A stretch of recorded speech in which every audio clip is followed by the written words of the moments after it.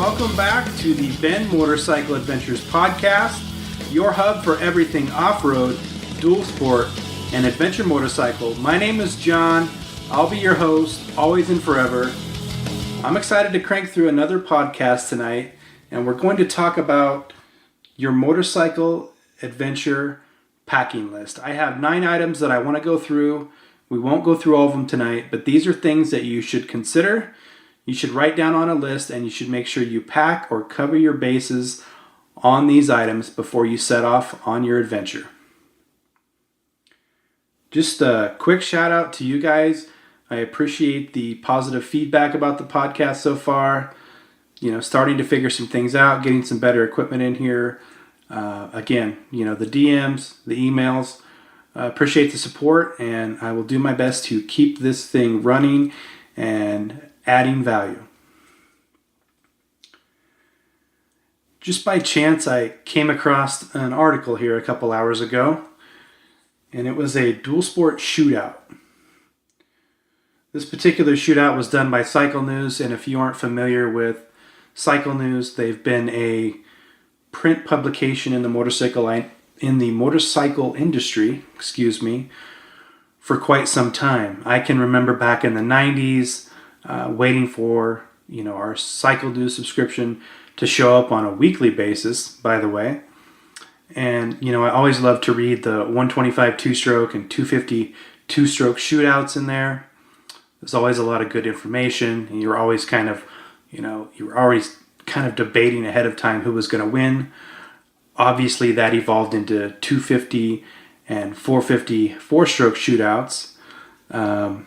But here we have ourselves a dual sport shootout.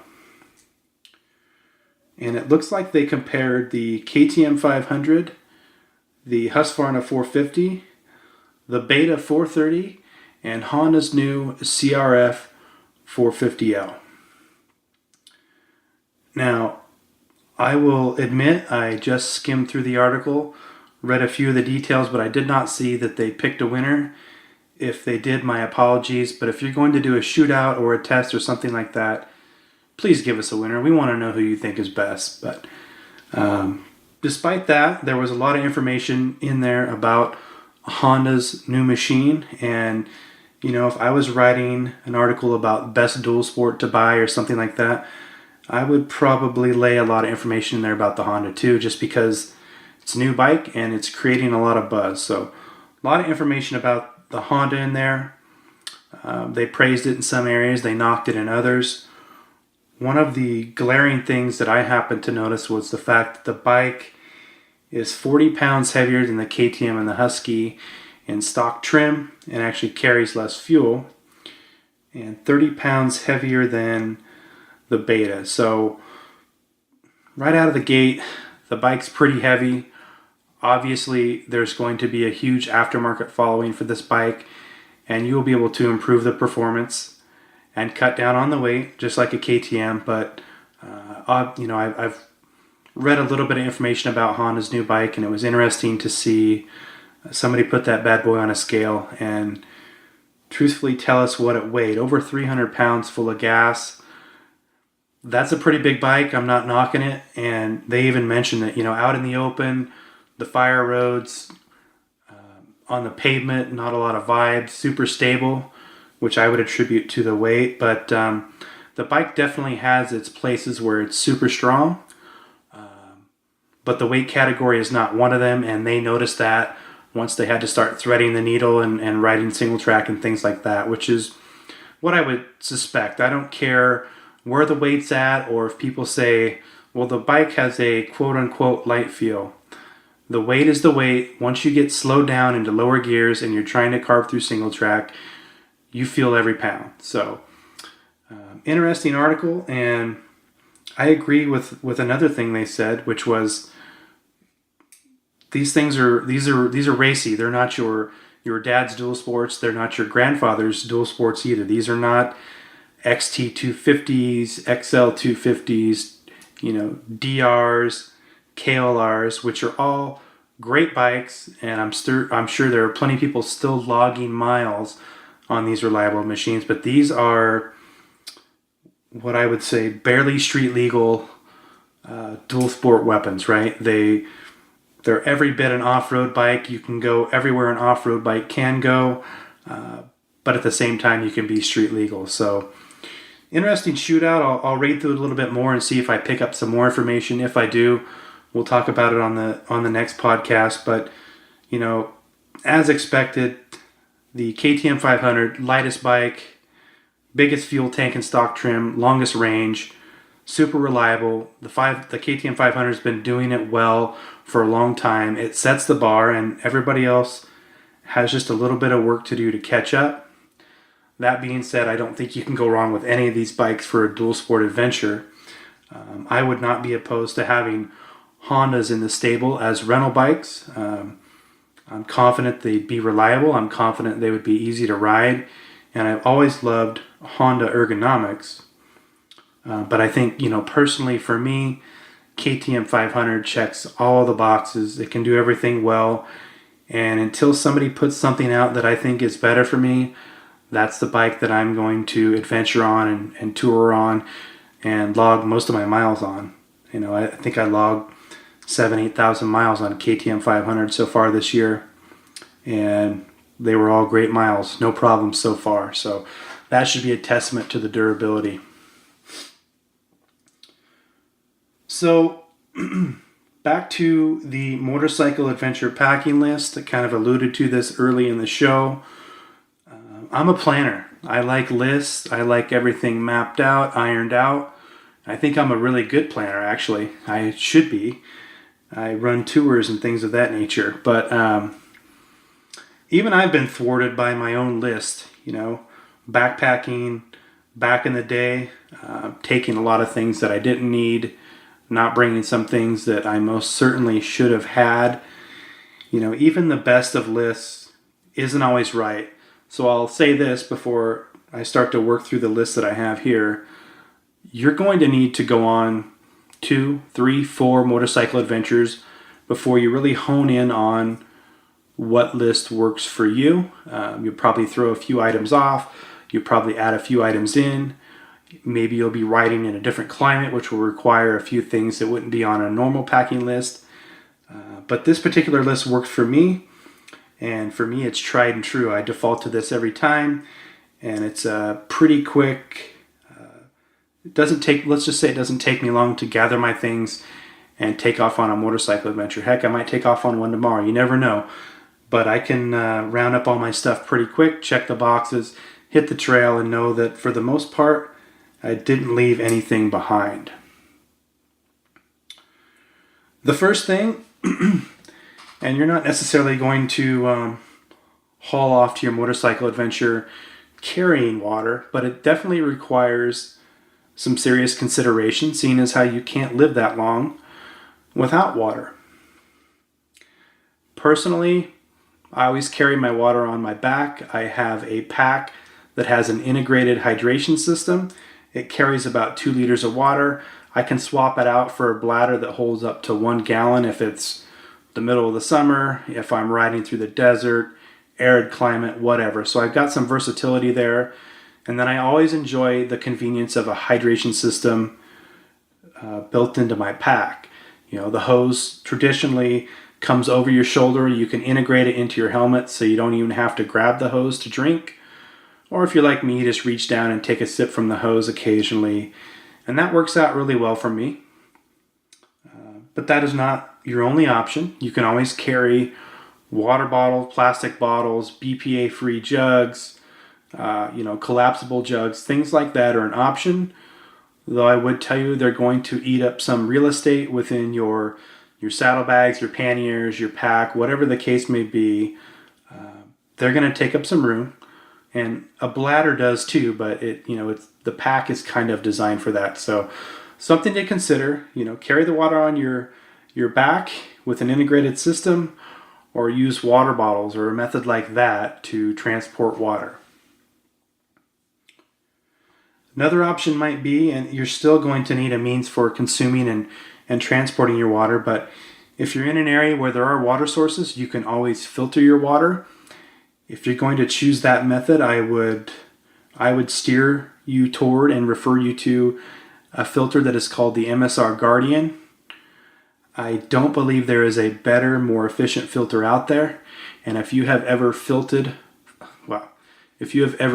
water with a hand pump like this, you know how frustrating it can be to have one that is slow.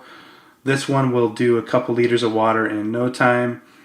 It'll rid the water of all the harmful bacteria, and you'll be good to go. So if you're going to filter water, that would be my recommendation. Another option would be to filter water with a gravity filter, which this is very efficient too, especially if you're going to filter a lot of water. Gravity filters work like this. You have two water bags. One's for dirty water. One is an output for clean water. You essentially scoop water into the dirty water bag and you hang it from a tree or something, and the dirty water then is filtered through and into I shouldn't say it's filtered through. The dirty water is filtered into the clean water and you can drink it, disperse it, whatever the case may be. So that is another great option for filtering water. And you could actually carry the water in the bag like that and drink from it if you want. So those are kind of my recommendations for carrying water. If it's 50 miles between services or towns or something like that, I'm not going to get too carried away. I think the 2-liter bladder that I use is adequate. I would probably use that up to 300 miles in a day. Wouldn't recommend putting any electrolyte powder or Gatorade in those things, as it has a tendency to grow bacteria. So when I'm riding the bike, it's straight water in the bladder, and if I need some sort of electrolyte drink, I'll carry it with me, or I'll carry a small plastic bottle and I'll mix that up separately. But I will not put that in my hydration system, as the bacteria can grow into the hose and the bladder, and then you've got yourself a mess. So that's enough for water.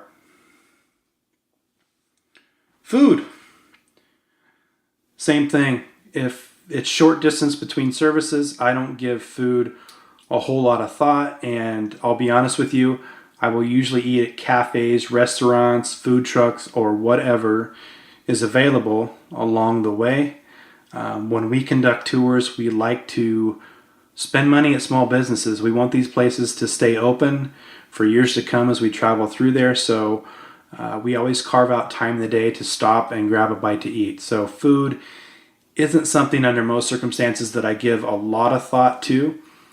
You'll probably find some jerky or trail mix in my bag, or a power bar, something to munch on along the way.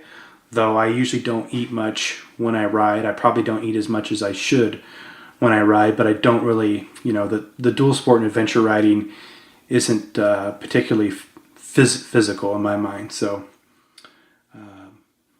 the food situation looks a little different if there is a long distance between services, restaurants, whatever. Again, I would default to, dry food that cannot go bad or spoil.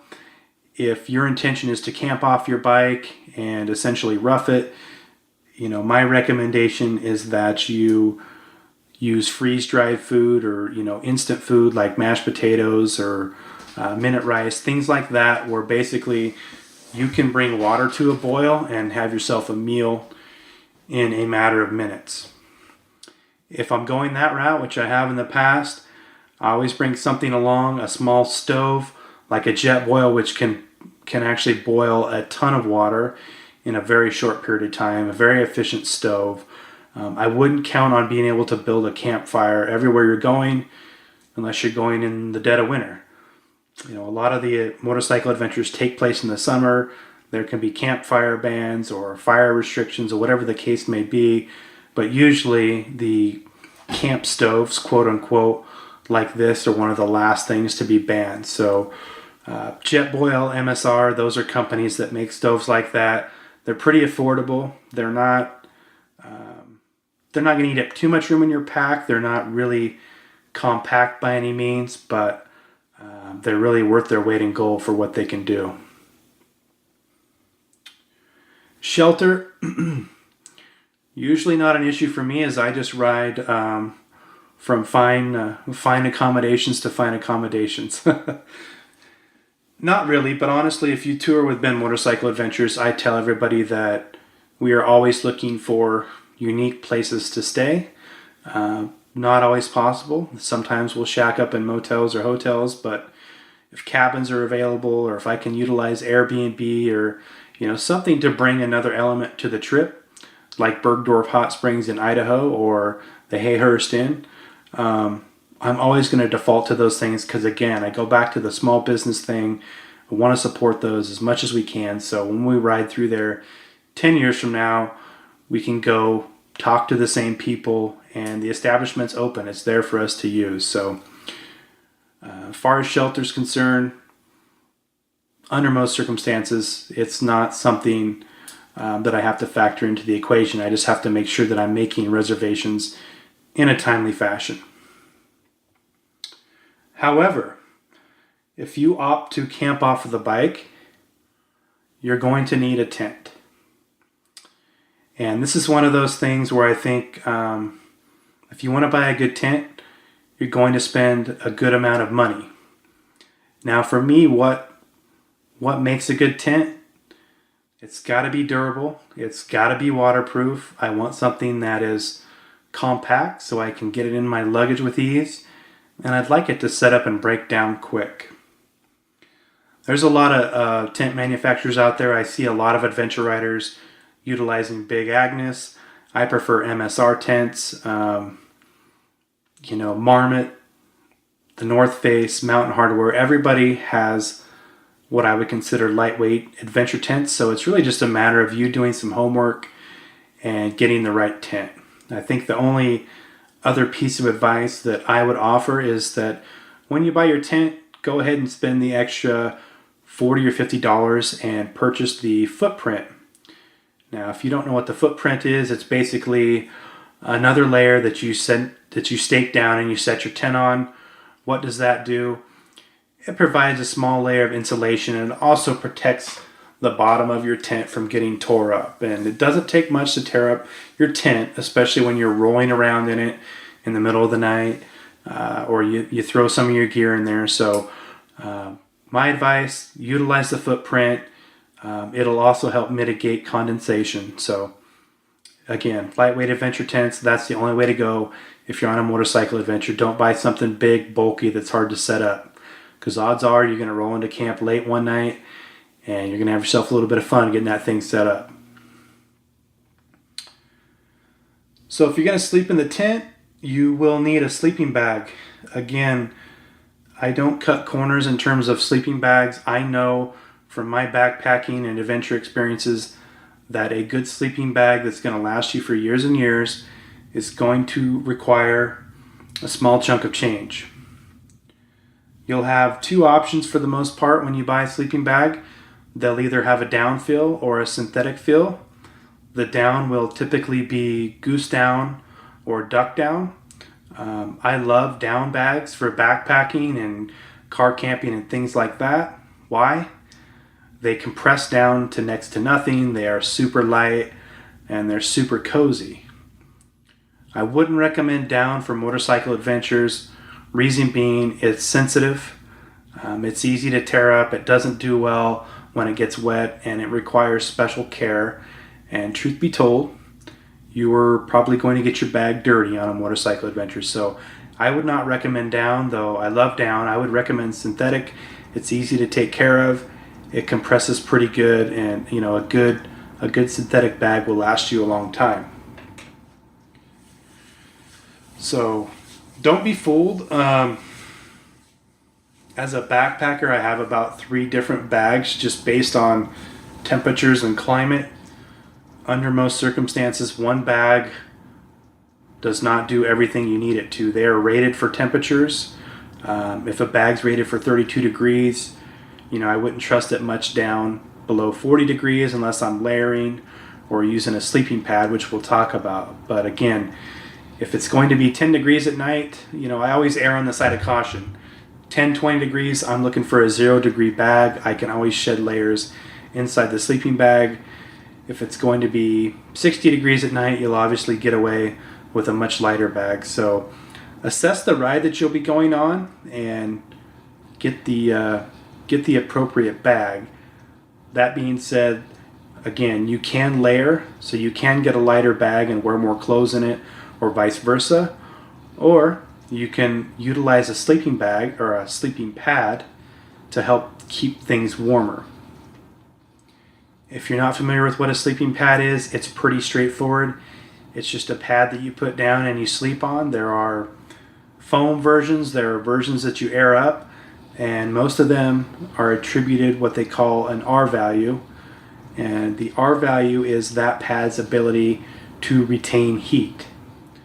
The higher the R value, the better that pad retains heat.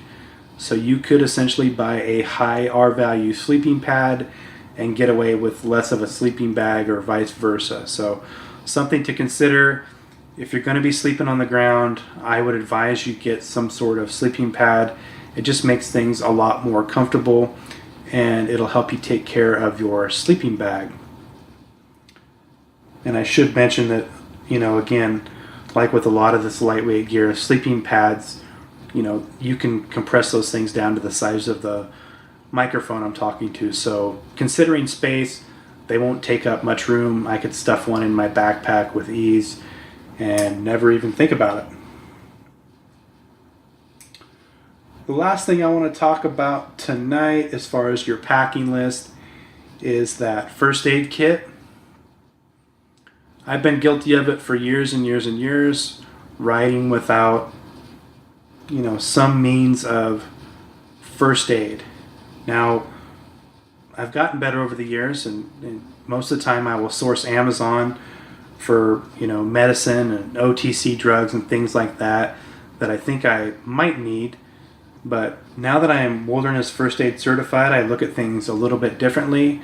I kind of assess motorcycle riding and the injuries that we might experience along the way, and I take that serious. So my advice to you is to put together some sort of kit where you can stabilize broken bones, where you can probably either stop bleeding with something like a quick clot, or even restrict like a bleed out with a tourniquet. Those are the types of injuries, punctures, broken limbs that we are going to sustain out there on the trail or on the adventure. So definitely give careful consideration to bringing a first aid kit, or somebody in your group carrying a first aid kit. Otherwise, at some point the inevitable is going to happen, or maybe somebody gets a respectable cut and it ends up getting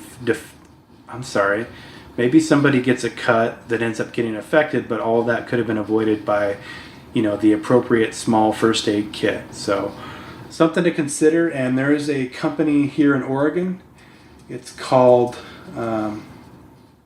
Ride Wild. He actually has pre-packaged first aid kits. He has 2 different versions for guys like us that get out there and adventure on our motorcycles. Those kits are again tailored to injuries that might occur on a motorcycle adventure or motorcycle ride. So you should probably check him out, ridewild.com. And if that isn't your cup of tea, again, you can go to the store, you can buy travel medicines, you can buy splints, whatever the case may be, ace bandages. Those are the types of things you need to have in your first aid kit. And if you go down that route, roll that stuff up in a Ziploc bag, and like I always say, forget about it until you need it. Okay, I'm going to go ahead and wrap this up. We got through 4 of the 9 items on my list. On the next podcast, I will make sure to cover the rest. So again, guys, I appreciate the listens. I appreciate the positive feedback. And again, I'm going to keep this thing going. As per usual, you can get a hold of me, www.benmotorcycleadventures.com, Facebook and Instagram, @benmotorcycleadventures for both of those. Actually, I'm on Twitter too, but I don't utilize that platform too much.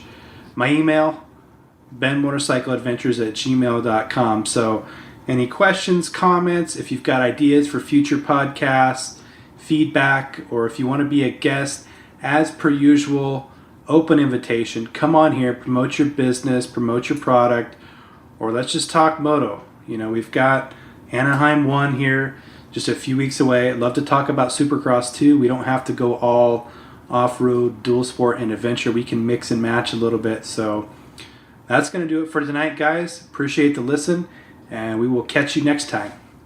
Bye.